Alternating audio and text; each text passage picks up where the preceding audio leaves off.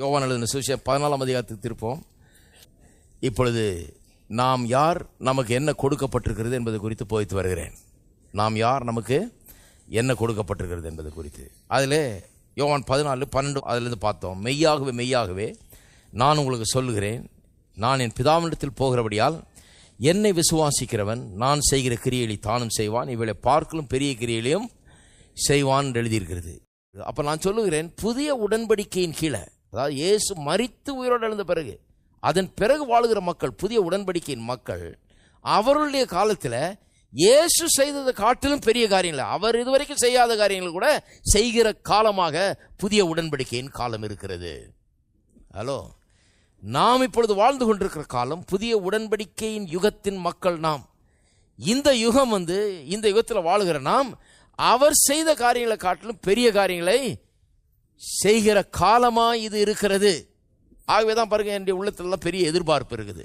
ஏதோ நம்ம எல்லாம் அறிஞ்சிட்டோம், எல்லாம் செஞ்சிட்டோம், முடிஞ்சது, சாதிச்சிட்டோம் அப்படின்னு நினைக்கிறதே கிடையாது. சாதிக்கிற வழியில் போய்கிட்டு இருக்கிறோம், கொஞ்சம் கொஞ்சமாக முன்னேறிக்கிட்டு இருக்கிறோம் இல்லையா? முன்னேறதை விட இப்போ எவ்வளோ பெட்டராக இருக்கிறோம், கர்த்தருக்கு ஸ்தோத்திரம். ஆனால் இது முடிஞ்சது அல்லது இவ்வளவுதான், எல்லாம் முடிஞ்சது, எனக்கு எல்லாம் தெரியுமாக்கும், நான் கற்றுக்க வேண்டியதெல்லாம் கற்றுக்கிட்டேன், செய்ய வேண்டியதெல்லாம் செஞ்சிட்டேன்னு சொல்ல முடியாது. இன்னும் எவ்வளோ பார்க்க வேண்டியது இருக்குது. ஏன்னா அவர் சொல்லி இருக்கிறாரு, நீங்களும் நானும் அவர் செய்கிற கிரியைகளையும் செய்வோம், அதை காட்டிலும் பெரிய கிரியைகளை செய்து அவரை மகிமைப்படுத்துவோம் இந்த உலகத்தில். எத்தனை பேர் அப்படிப்பட்ட காரியங்களை எதிர்பார்க்குறீங்க? நான் சொல்லுகிறேன், அப்படிப்பட்ட காரியங்களை எதிர்பாருங்கள். அவர் செய்த கிரியைகளை நாங்களும் செய்வோம், அதை காட்டிலும் பெரிய கிரியைகளை கூட செய்வோம். அதனால எங்களுக்கு மகிமை கிடையாது, பலன் எங்களுக்கு, பயன் எங்களுக்கு, அதனுடைய நன்மைகள்லாம் எங்களுக்கு, ஆசீர்வாதங்கள்லாம் எங்களுக்கு, அதனுடைய மகிமையெல்லாம் கர்த்தருக்கு. இருக்கீங்களா? எல்லாம் சொல்லுங்க, கர்த்தருக்கு எல்லா மகிமையும் கனமும் துதியும் ஸ்தோத்திரமும் உண்டாகிறது. எனக்கு அதன் எல்லா பயனும் நன்மையும் ஆசீர்வாதமும் பலனும் எனக்கு உண்டாகிறது. எத்தனை பேர் சொல்றீங்க இது ரொம்ப நல்ல டீலுங்கன்னு?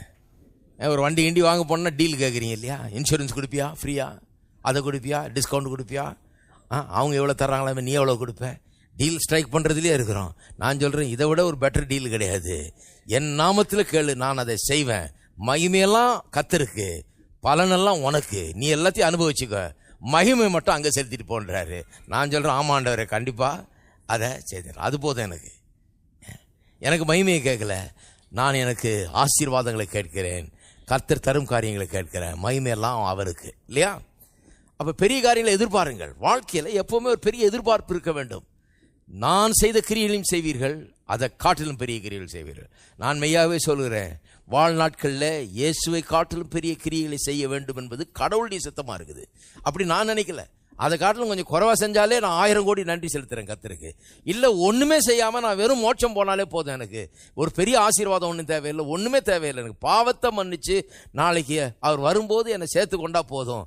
அவருக்கு 1000 கோடி நன்றி செலுத்தி இன்னைக்கு பூரா அவருக்காகவே நான் வாழ்நாள் முழுக்க வாழ ஆயத்தமாக இருக்கேன், ஒரு நன்மையும் பெறாமல். நான் ஒன்றும் கேட்கல. நான் ஏன் இதை பிரசங்கிக்கிறேன்னா, அவர் சொல்றாரு, நான் கேட்கலைங்க, அவர் சொல்றாரு இது உன்னுடையது அப்படின்னு சொல்லி. நான் கேட்கல, அவர் தர்றார். ஆகவே நான் சொல்றேன், அவர் சொல்றதால நான் சொல்றேன், அவர் செய்த கிரியைகளை நான் செய்வேன், அதை காட்டிலும் பெரிய கிரியைகளை செய்வேன். எத்தனை பேர் அதை விசுவாசிக்கிறீங்க? உங்களுக்கும் தான் அது பொருந்தும். இதெல்லாம் நம்புங்கள், இதெல்லாம் விசுவாசிங்கள், இதெல்லாம் எதிர்பாருங்கள். நாம யாருங்க? அவர் பெரிய ஆண்டவர், அவர் வந்தாரு, செஞ்சாரு, போனாரு. நான் அப்படியே பண்ணிட்டு உட்காந்துருக்காங்க கிறிஸ்தவங்க பாருங்க. அதனால தான் எந்த விதமான மாற்றமும் கிடையாது. நாம இப்படிப்பட்ட காரியங்களை கற்றுக்கிட்டோம்னா அந்த உலகத்தையே போட்டு ஒரு உலுக்கிடலாம். அறிய அறிய தான் நாம் அதில் நடக்க முடியும். அதனால தான் அதை அறிந்து கொள்வது அவசியம். இருக்கீங்களா? சரி, ரோமர் எழுதின 1ஆம் அதிகாரத்துக்கு திருப்போம். ரோமர் 1. நான் சொன்னேன் இல்லையா, புதிய உடன்படிக்கை அப்படின்னு சொன்னா டெஸ்டமெண்ட் என்ற இடத்துல மொழிபெயர்க்கலாம், உயில்னு மொழிபெயர்க்கலாம் இல்லையா?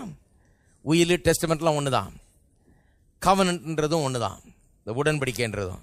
அப்போ இந்த புதிய ஏற்பாடுன்றது புதிய உடன்படிக்கை, இந்த புதிய உயில். இந்த உயிலில் எழுதினவர் செத்தாதான் உயிருக்கு வரும், உயிலுக்கு உயிர் வருது. இந்த உயிலுக்கு எப்போ உயிர் வந்தது? இயேசு கல்வாரி சிலுவையில் செத்த உடனே இயேசுவின் மூலமாய் நமக்கு கொடுக்கப்பட்டிருக்கிற அனைத்து ஆசீர்வாதங்களும் இந்த டெஸ்டமெண்ட்ல எழுதியிருக்கு பாருங்க, உயிரில் எழுதியிருக்கு பாருங்க, அதெல்லாம் அதுக்கெல்லாம் உயிர் வந்துருச்சு, அதெல்லாம் நம்முடையதா ஆயிடுச்சு. அப்போ புது டெஸ்டமெண்ட் அல்லது புதிய உடன்படிக்கை அல்லது புதிய ஏற்பாடு எப்போ எங்கே ஆரம்பிக்குது? இயேசு மரித்ததிலிருந்து தான் ஆரம்பிக்குது. அது அப்போ இயேசு மரித்ததிலிருந்து ஆரம்பிக்குதுன்னா, நான் சொன்னேன் கிட்டத்தட்ட ரோமர் எழுதின நிருபத்திலேருந்து நீங்கள் ஆரம்பிக்கலான்னு வைங்க. ஏன்னா அப்போஸ்தலர் நடவடிக்கைகள்லாம் உங்களுக்கு சரித்திரம், சபையினுடைய சரித்திரம் சொல்லப்பட்டிருக்கிறது. மத்தேயு, மார்க்கு, லூக்கா, யோவான்லாம் முக்காவாசி பழைய ஏற்பாடு. ஏன்னா அது கடைசியில் 1-2 அதிகாரத்தில் தான் இயேசுடைய மரணம் வருது இல்லையா? அங்கேருந்து தான் ஆரம்பிக்குது புதிய உடன்படிக்கை. அதில் இருக்கிற முக்காவாசி காரியமெல்லாம் பழைய உடன்படிக்கையை சேர்ந்தது. ஏன்னா சாகும்போது தான் புதிய உடன்படிக்கை அமலுக்கு வருகிறது இல்லையா? அப்போ இந்த புதிய உடன்படிக்கையில் இப்போ ஆரம்பிப்போம், முதலேருந்து ஆரம்பிப்போம். அதனால தான் ரோமர் 1 ஆரம்பிக்கிறேன். இங்கே தான் ஆக்சுவலாக புதிய உடன்படிக்கை நமக்கு என்ன கொடுக்கப்பட்டிருக்கிறது, நாம் யார் என்பதை சொல்லுகிற காரியங்கள். இங்கே பார்த்தீங்கன்னா முதல் 1-2 வசனங்களை வாசிக்கிறேன். இயேசு கிறிஸ்துவின் ஊழியக்காரனும் அப்போஸ்தலனாகும்படி அழைக்கப்பட்டவனும் தேவனுடைய சுவிசேஷத்திற்காக பிரித்தெடுக்கப்பட்டவனுமாகிய பவுல், ரோமாபுரியில் உள்ள தேவ பிரியரும் பரிசுத்தவான்களாகும்படி அழைக்கப்பட்டவர்களுமாகிய அனைவருக்கும் எழுதுகிறதாவது. என்ன சொல்லியிருக்கார் பாருங்க, பரிசுத்தவான்களாகும்படி அழைக்கப்பட்டவர்கள். ஹலோ, யாரையோ சொல்கிறாருன்னு நினச்சிக்காதீங்க. அவர் ஆமாங்க, ரோமாபுரியில் இருந்து அந்த காலத்து கிறிஸ்தவங்கலாம் பெரிய ஆளுங்களாக இருந்திருப்பாங்க போல இருக்குது, பரிசுத்தவான்களாக இருந்திருப்பாங்க போல இருக்குது, அவங்களுக்கு எழுதுகிறாரு அவர். நம்ம எங்கே சென்னை பட்டணத்தில் இருக்கிற கிறிஸ்தவங்க, நாமெல்லாம் பாவியிலையும் பெரிய பாவி. அவங்க ரோமாபுரியில் இருந்தவங்க பரிசுத்தவா, அவங்களுக்கு தான் எழுதுகிறாரு. கிடையாது. ரோமாபுரியில் இருந்தவங்களுக்கு ஏன் எழுதுகிறாருன்னா, அன்றைக்கி ரோமாபுரி தான் இருந்தது, அன்றைக்கி சென்னைப்பட்டினம் இல்லை. இருந்துருந்தால் நம்மளையும் லேசாக சொல்லியிருப்பாருங்க. அதனால அங்கே எழுதினார். அன்றைக்கி சென்னைப்பட்டினம் இருந்து அதில் ஒரு சபை இருந்ததுன்னா கண்டிப்பாக நமக்கும் எழுதியிருப்பார். அன்றைக்கி அங்கே தான் இருந்தது பாருங்கள். அதனால் அவங்களுக்கு எழுதுகிறாரு. ஆனால் பொதுவாக இது எல்லாருக்கும் எழுதப்பட்டது, எல்லா இயேசுவை விசுவாசிக்கிற விசுவாசிகளுக்கும் எழுதப்பட்ட வார்த்தைகள். அவர்களை எப்படி அழைக்கிறாருன்னு பாருங்கள். இந்த நிருபத்தில் மட்டும் இல்லை, எனக்கு எடுத்து காண்பிக்க நேரம் இல்லை, எல்லா பவுலுடைய நிருபங்களையும் ஆரம்பத்தில் வாசித்து பாருங்கள். முதல் அதிகாரத்தில் முதல் சில வசனங்கள்லேயே கிட்டத்தட்ட எல்லா நிருபங்கள்லேயும் இந்த பரிசுத்தவான்கள் என்று விசுவாசிகளை அழைப்பது அவருடைய வழக்கமாயிருந்தது. இதை பார்ப்பீங்க. இது ஏன் விசுவாசிகளுடைய மனதில் ஏறலன்னு எனக்கு தெரியல. அவர்கள் என்ன அழைக்கிறாரு? பரிசுத்தவான்கள் தான் அழைக்கிறார். ஆனால் நம்ம காலத்து பிரசங்கியார்கள் பாவி பாவி பாவின்னு நம்மளை அழைச்சி நம்ம அதில் ரொம்ப ஊறி போயிருக்கிறோம். இவங்க பாவி பாவி பாவின்னு சொல்லி நம்மளும் பாருங்கள் அறிவில்லாமல் அங்கே உட்காந்துக்கிட்டு அதையும் கேட்டு நல்லா சொன்னார், கரெக்ட், அவர் சொல்கிறது தான் கரெக்டு, நான் பாவி தான் ஆண்டவரே அப்படின்னு நான் அவ்வளோ சொல்லி வச்சுதான் பாருங்கள். நான் பிரசங்கம் பண்ண ஆரம்பித்த உடனே நீ பரிசுத்தவான்னு சொன்ன என்கிட்ட சண்டைக்கு வந்துட்டாங்க ரெண்டு. அவர்கிட்ட எப்படி சொல்லலாம்? நீ பரிசுத்தவான், பாவிகளை பார்த்து பரிசுத்தவான்னு சொல்லலாமா? நான் பாவிலையும் பிரதான பாவின்னு பவுலே சொன்னாராக்கும், அப்போ நான் எவ்வளோ பெரிய பாவி அப்படின்னு அதில் ரொம்ப ட்ரைனிங் கொடுத்து வச்சுருக்காங்க பாருங்கள். ஆனால் பவுல் அப்போஸ்தலன் எதுக்கு வருவோம்? இந்த பிரசங்கியாரில் விடுங்க, பவுல் அப்போஸ்தலனுடைய மெத்தடுக்கு வருவோம் நம்ம. அவர் சொல்கிறாரு பரிசுத்தவான்களாகும்படி அழைக்கப்பட்டவர்கள். நான் சொல்கிறேன், நாம் எதற்காக அழைக்கப்பட்டிருக்கிறோம்? இருக்கிற பாவியாகவே இருக்கிறதுக்குன்னா நமக்கு ஒரு அழைப்பு தேவையில்லை, இதுக்கு ஒரு சிலுவை தேவையில்லை, இதுக்கு அங்கே ஒரு மரணம் தேவையில்லை, அங்கே ஒரு சாவு தேவையில்லை, அங்கே ஒரு ரத்தம் சிந்துதல் தேவையில்லை, அதுக்கு ஒரு உயிர்த்தெழுதல் தேவையில்லை, அதுக்கு ஒரு புதிய உடன்படிக்கை தேவையில்லை. புதிய உடன்படிக்கை மேலான உடன்படிக்கைன்னு சொல்லப்பட்டிருக்கிறது. எதுக்கு இவ்வளோ பெரிய உடன்படிக்கை? எதுக்குங்க எவ்வளோ பெரிய உடன்படிக்கை? நான் பாவியாக இருந்தேன், பாவியாகவே இருக்கிறதுக்காக உடன்படிக்கை. அப்போ இந்த உடன்படிக்கையே வேணாங்க. எதுக்கு அப்படிப்பட்ட ஒரு டீலு? ஒன்றும் டீலே இல்லையா அதில்? ஹலோ, சிலருக்கு இப்போ தான் கண்ணு திறக்குது. உடன்படிக்கைனா அதில் ஏதோ ஒரு டீல் இருக்குது, அதில் ஏதோ எனக்கு நன்மை வருது. இல்லைன்னா என்னத்துக்கு போய் இன்னொருத்தர் நான் போய் ஒரு உடன்படிக்கை நான் எதுக்கு பண்ணிக்கணும்? சும்மா பேசாமல் இருக்கலாமா? நான் பாவியாக இருந்தேன், பாவியாகவே இருந்துட்டு போகிறேன். புதிய உடன்படிக்கைனா என்ன? என்னை நான் இருந்த நிலையிலிருந்து என்னை உயர்த்துகிறது. பழைய உடன்படிக்கையை காட்டிலும் புதிய உடன்படிக்கை மேலானது. இந்த வாக்குத்தத்தங்கள் மேலான வாக்குத்தத்தங்கள், இதனுடைய நிலையே வேறன்னு சொல்லப்பட்டிருக்கிறது. அப்போ இதனுடைய நிலையை நான் சொல்லுகிறேன். இந்த புதிய உடன்படிக்கையின் கீழே நாம் பரிசுத்தவான்களாக இருக்கிறோம். தேவன் நம்மை அப்படி காண்கிறார். பரிசுத்தவான்கள் என்பது ஏதோ ஒரு ஃபீலிங் இல்லை. நான் எந்திரிச்ச உடனே காலையில் அப்படியே மிதக்கிற மாதிரி இருக்குது. அப்படியே தேவதூதரெல்லாம் என்ன சூழ்ந்து நிற்கிறாங்க, அப்படியே ஹல்லேலூயான்னு பாட்டு பாட்டுருக்கிறாங்க, அப்படியே ஊன்னு அப்படியே ஸ்னோ மாதிரி விழுந்துட்டு இருக்குது சுற்றி. நான் பரிசுத்தவான், அப்படி ஒரு ஃபீலிங். அது எங்கேயாவது சொல்லியிருக்கா பைபிளில்? பரிசுத்தவான்றது ஒரு ஃபீலிங் இல்லைங்க. பரிசுத்தவான் போல நீ ஃபீல் பண்ணுறியா அப்படின்னு கேட்டேன். கிடையாது. அவர் கேட்குறாரா? கிடையாது. சில நேரத்தில் பாவி மாதிரி தான் ஃபீல் பண்ணுறேன், ஆனால் பரிசுத்தவான் என்று தேவன் என்னை காண்கிறார். நான் என்ன ஃபீல் பண்ணுறேன்றதை பற்றி சொல்லலை, தேவன் எப்படி என்னை காண்கிறார் என்பதை பற்றி நான் சொல்லி கொண்டிருக்கிறேன். தேவன் என்ன சொல்கிறார் என்னை பற்றி? அவர் சொல்கிறார் பரிசுத்தவான். பவுல் நம்ம ஏன் பரிசுத்தவான்கள் என்று அழைக்கிறார்? நாம் இன்னும் பாவிகளாக இருந்தால் நம்ம பாவிகள்னு அழைச்சிருக்கலாமே. ஒரு இடத்துல கூட நம்ம பாவிகள்னு அழைக்கல. அவர் என்ன சொல்றாரு? நாம் பரிசுத்தவான்கள். பாவியிலும் பிரதான பாவின்னு சொன்னார். அது அவர் எப்படி இருந்தாருன்னு சொல்ல வர்றாரு. அவர் எல்லா பாவியோட மோசமான பாவியாக இருந்தேன்றார். அது உண்மைதான். கிறிஸ்தவரில் பிடிச்சி அடித்து கொலை பண்ணி இதெல்லாம் பண்ணுற அவ்வளோ பெரிய பாவியாக இருந்தவர் அவர். அதை சொல்லிட்டு இருக்கிறாருங்க. இதா ஒன்று இடக்கு முடுக்கா பிடிச்சி வச்சுக்கிட்டு அதையே பிடிச்சி தொங்கிட்டு இருக்கக்கூடாது. அவர் சொன்னார், அப்போ அவரே பிரதான பாவி, நான் பிரதான பாவியிலும் பிரதான பாவி. ஏன் போட்டு நீங்களே தலையில் அடிச்சுக்கிறீங்க? விடுங்க அதை. அவரே சொல்றாரு, அப்படிப்பட்ட பாவியா இருந்த இவர் ஜனங்களுக்கு எழுதும்போது சொல்றாரு, பரிசுத்தவான்கள் அழைக்கப்பட்டிருக்கிறவங்களுக்கு எழுதுகிறேன்றாரு. நான் சொல்லுகிறேன், நாம் பரிசுத்தவான்கள் என்று அவர் சொல்லுகிறார். ஏன் சொல்றாருன்னா, அவர் கிறிஸ்தவ உபதேசத்தை நல்லா அறிஞ்சவர், கிறிஸ்தவன்னா யாருன்னு நல்லா புரிஞ்சவர். அவர் சொல்றாரு, நாம் பரிசுத்தவான்கள் என்று. எத்தனை பேர் சொல்றீங்க நீங்களும் பரிசுத்தவான்கள்னு? செயின்ட்ஸ். நிறைய பேருக்கு என்னன்னா, செயின்ட்டா அது என்னங்க, செத்து 1000 வருஷமாவது இருக்கணுமே அதுக்கு. செயின்ட்னா அவருக்கு ஒரு கலரே இருக்கணும். குறைஞ்சது ஒரு 500 வருஷம் 600 வருஷமாவது ஆயிருக்க வேணாமா செயின்ட் ஆகிறதுக்கு? அப்புறம் தான் செயின்ட் ஆக முடியும். அவர் உயிரோடு இருக்கிறவங்கள சொல்றாரு செயின்ட்னு. புதிய உடன்படிக்கை என்ற பிறகு நமக்கு செத்த பிறகு மோட்சம் போறது இல்லை. புதிய உடன்படிக்கை, புதிய உடன்படிக்கை என்றது இன்றைக்கு நமக்கு என்ன கொடுக்கப்பட்டிருக்கிறது, அதுதான் புதிய உடன்படிக்கை. இருக்கீங்களா? இன்றைக்கு வாழுகிற நமக்கு என்ன கொடுக்கப்பட்டிருக்கிறது, எப்படிப்பட்ட வித்தியாசத்தை நமக்கு ஏற்படுத்துகிறது என்பது. அப்ப கர்த்தர் என்னை பரிசுத்தவான் என்று அழைக்கிறார். அப்ப கர்த்தர் என்ன பரிசுத்தவான் அழைக்கிறார்னா, அப்ப நான் தெரிந்து கொண்ட உடனே நான் என்ன பண்ணணும்? ஃபீலிங்காக காத்திருக்க கூடாது. ஃபீலிங்காக காத்து இல்லாமல் நான் என்னை பரிசுத்தவான் என்று அழைத்துக் கொள்ள வேண்டும். நான் பரிசுத்தவான் என்று எண்ணிக்கொள்ள வேண்டும். நான் பரிசுத்தவானாக வாழ ஆரம்பிக்க வேண்டும். ஃபீலிங் வர்றதுக்காக காத்திருக்க கூடாது. நான் பரிசுத்தவானா வாழ ஆரம்பிச்சா ஃபீலிங் வந்துடும். அப்புறம் நிறைய பேர் ஏன் பாவிகளாக வாழ்ந்துகிட்டு இருக்கிறாங்க, பாவம் செஞ்சுக்கிட்டு இருக்கிறாங்க, பாவத்திலேயே வாழ்ந்துகிட்டு கிடக்கிறாங்கன்னு சொன்னால், தங்களை பாவிகளாக எண்ணுகிறார்கள், பாவிகள்னு பேசிக்கொள்ளுகிறார்கள், பாவிகள்னு சொல்லி ஜெபம் பண்ணுறாங்க, பாவிகள்னு சொல்லி சபையில் அவங்களுக்கு சொல்கிறாங்க. அதனால அவர்கள் பாவியாகவே இருக்கிறாங்க. ஹலோ, இது மாபெரும் உண்மை. ரொம்ப சிம்பிளாக சொல்லிட்டேன் நான். அதனால தான் பாவியாக இருக்கிறாங்க. ஏன்னா பாவின்ற எண்ணம் தான். நான் பாவின்னு நினைக்கிறதுனால தான் பாவியாக இருக்கிறாங்க. நீங்க என்னைக்கு நீங்க பரிசுத்தவான் என்று எண்ணி, பரிசுத்தவான் என்று பேசி, பரிசுத்தவானாக வாழ ஆரம்பிக்கிறீங்களோ, முதல்ல வாழுங்க. இல்லைங்க ஒரு மாதிரி பரிசுத்தவான் மாதிரி எனக்கு ஃபீல் பண்ணலங்க, வாழ்ந்து பாருங்க, ஃபீலிங் வரும். ஹலோ, கல்யாணம் கட்டின ஆளுங்களை எடுத்துங்க. கல்யாணம் கட்டின உடனே கல்யாணம் கட்டி ஏதோ குடும்பஸ்தன் ஃபீலிங் வந்துடாது. இவ்வளவு நாள் அவன் பேச்சுலர் இருந்திருக்கான, ஒரே நாளில் வந்துருமா ஃபீலிங்கு? ஹலோ, ஒன்றும் தெரியாத மாதிரி முழிக்கிறீங்க. அதனாலதான் சிலர் கல்யாணம் கட்டிட்டு இன்னும் பேச்சலரா இருக்கிறாங்க. ஏன்னா அவங்களுக்கு நினைப்பு வந்து பேச்சலர்னு. ஏன்னா இவ்வளவு நாளா பேச்சலரா சுத்திட்டு இருந்தாச்சு. இப்ப கல்யாணம் பண்ண உடனே வீட்டை பொண்டாட்டி விட்டுட்டு இவங்க பாட்டு ஊரை சுத்திட்டு இருக்கிறது. பொண்டாட்டி ஒன்று இருக்குதுன்னு ஞாபகமே கிடையாது. ஃபீலிங் எப்போ வரும்? போய் ஹனிமூன் போய் ஊரை சுத்தி வந்து 2 பேரும் சந்தோஷமா அங்கங்க போயிட்டு வந்து நல்லா பேசி பழகி எல்லாம் பண்ணி, அப்புறம் வீட்டுக்கு லேட்டா வரும்போது மனைவி ஏன் லேட்டா வரீங்கன்னு கேட்டு அப்ப ஃபீலிங் வந்துடும் பாருங்க. ஐயோ, அதெல்லாம் ரொம்ப கல்யாணம் வேற ஆயிருக்குது போல இருக்கு நமக்கு. சம்பளத்தை முழுசா கொண்டாடுறப்ப மனைவி எங்க போச்சு மீதி சம்பளம் கேட்குது பாருங்க. அப்ப கண்டிப்பா ஃபீலிங் வரும்.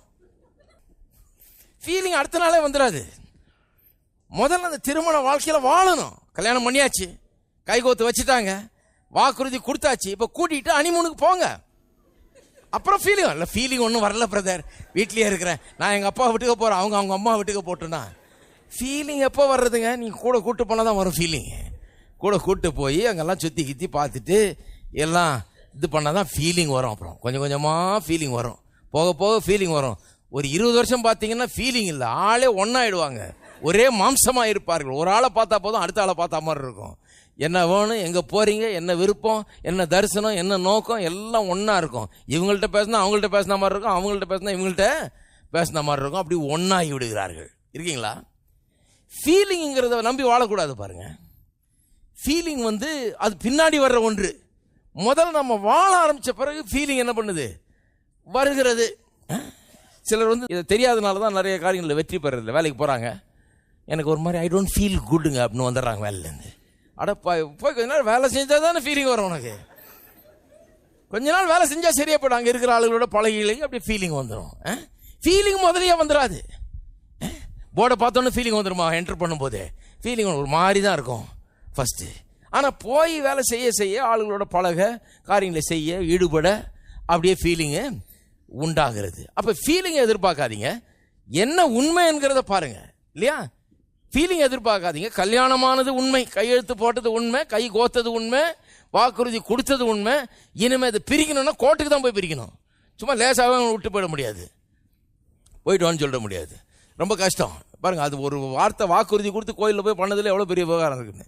இப்போ லாயரை பிடிக்கணும், கோர்ட்டுக்கு போகணும். இது 1 வருஷம் 2 வருஷம் கூட ஆகும். ஜட்ஜி வேறு போய் அவர் அந்த புத்தகத்தை வாசித்துட்டு வாங்குவார்.